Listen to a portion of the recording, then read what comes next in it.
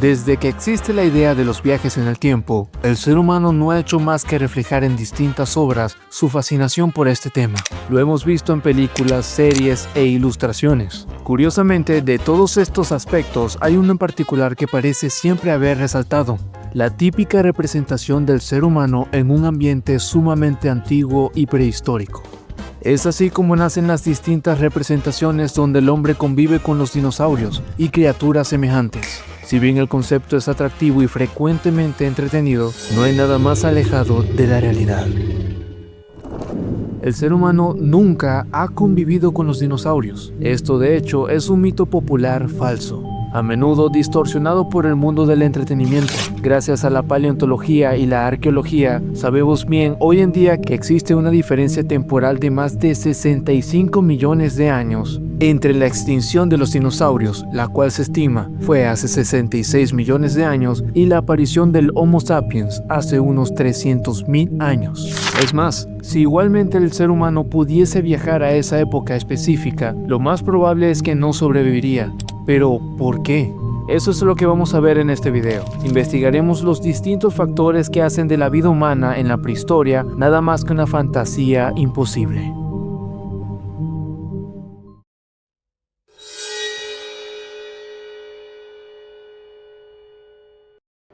El Mesozoico es la era que comprende la existencia de los dinosaurios y otros animales, habitualmente repartida en 3 periodos fundamentales: el Triásico, el Jurásico y el Cretácico, que juntos abarcan 186 millones de años.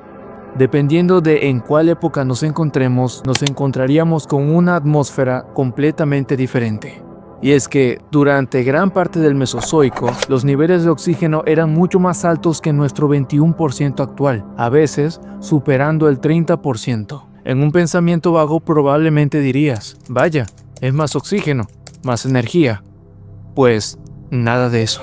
Sería más bien todo lo contrario, ya que el envenenamiento por exceso de oxígeno, o hiperoxia, daña tus células, irrita tus pulmones e incluso puede causar convulsiones. Tu cuerpo está optimizado para nuestro aire moderno. No sería para nada compatible con esta versión antigua del aire. Pero no se queda allí. También existieron efectos climáticos que no soportarías ni de chiste. Para ese entonces, la Tierra era un invernadero global. No había capas de hielo polar. Los trópicos eran abrasadores y las zonas templadas eran más cálidas que los veranos más calurosos de la actualidad. La temperatura promedio global podía ser entre 6 y 10 grados más alta que la actual. El ser humano moderno, con el aire acondicionado y la ropa técnica, no tiene la tolerancia térmica necesaria para la exposición constante a ese calor extremo y húmedo. Te deshidratarías o sufrirías un golpe de calor sin necesidad de hacer un recorrido largo.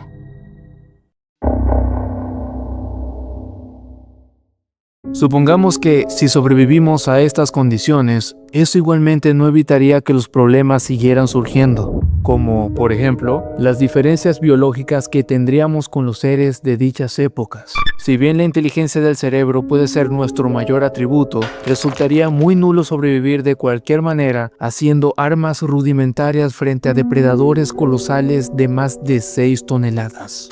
Además, no tenemos piel gruesa, escamas o garras para protegernos de la vegetación espinosa y desordenada. Tampoco alcanzaríamos la velocidad necesaria para escapar. Incluso los herbívoros más rápidos nos superarían. Fácilmente nos reduciríamos a ser el eslabón más bajo de la cadena alimenticia prehistórica.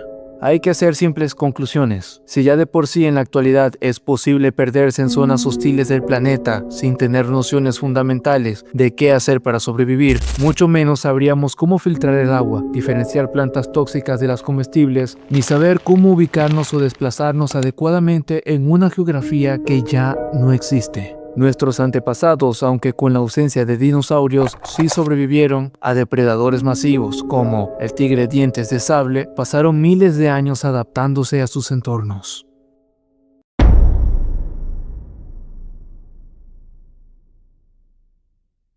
Como ya mencionamos antes, estarías en un mundo completamente distinto e independientemente de la fase en la que te encuentres, las bacterias y virus no dejarían de ser una amenaza. Verás, este punto es más aterrador de lo que suena. El sistema inmunológico del ser humano actual está preparado para combatir bacterias y virus modernos. Pero hace millones de años existían microorganismos completamente diferentes, hongos, parásitos y bacterias primitivas para las cuales no tendrías defensa ni medicina alguna.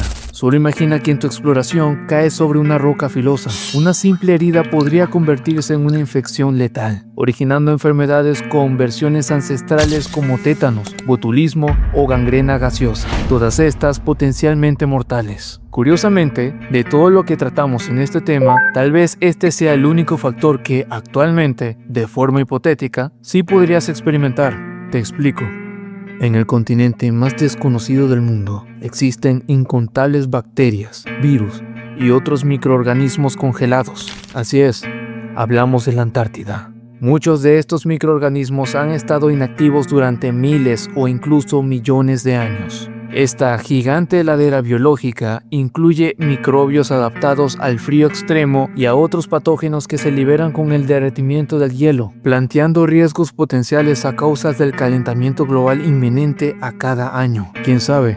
Esperemos que el deshielo de estos glaciares no desencadene una catástrofe infecciosa en el futuro. Pero volviendo al pasado, esa no sería la única manera de infectarte. Se sabe que los mosquitos han existido desde hace unos 112 y 90 millones de años. Esto gracias a los fósiles de ámbar encontrados en las Amazonias ecuatorianas y las de Myanmar. En base a esto, se puede deducir que incluso estos mosquitos ancestrales pudieron ser portadores de lo que conocemos hoy en día como la malaria. Si tuvieses que acampar de forma improvisada en la noche, hace millones de años en la selva amazónica, de seguro te hubiesen picado y la historia acabaría muy mal.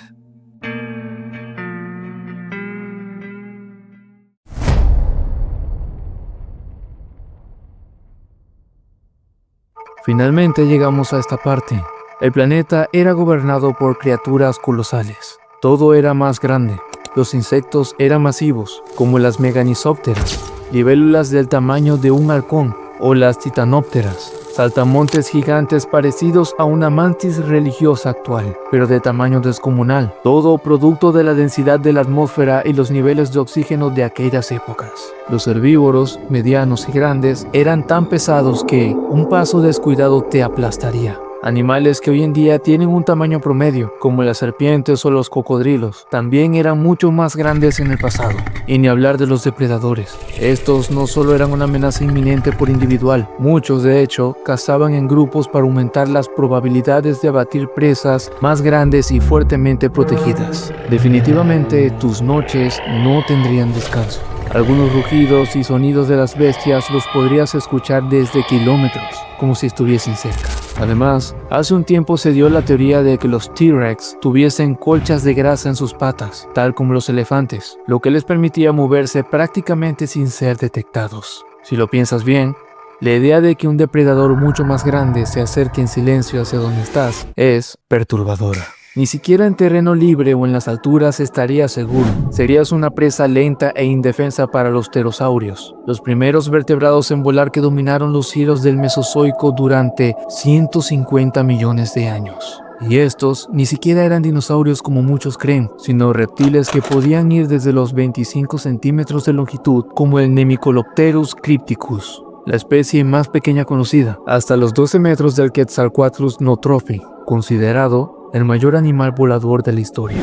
Ante esto, aún podrías pensar, bien, entonces simplemente construyo una balsa y me adapto a la vida marina. Allí no llegarán depredadores terrestres. Si bien el último punto es válido, aún seguirías estando en peligro inminente. Verás, ni siquiera hoy en día tenemos idea de qué se oculta en la totalidad de los mares. Lo que sí sabemos es que en el fondo marino prehistórico habitaban criaturas como el mosasaurio, denominado como el terror del Cretácico. Podía alcanzar entre 17 y 18 metros de largo, teniendo un cuerpo robusto, similar al de un lagarto gigante con aletas. Además, su mandíbula poseía una segunda hilera de dientes en el paladar para evitar que las presas escaparan. Comía literalmente de todo, desde peces y tortugas hasta otros mosasaurios más pequeños. Otro ser que habitó las aguas del Mesozoico es el plesiosaurio. Famoso por su cuello alargado y sus dientes enormes, para estos reptiles no resultaría nada difícil volcar tu balsa y convertir tus últimos momentos de vida en un intento desesperado por escapar de un destino inevitable.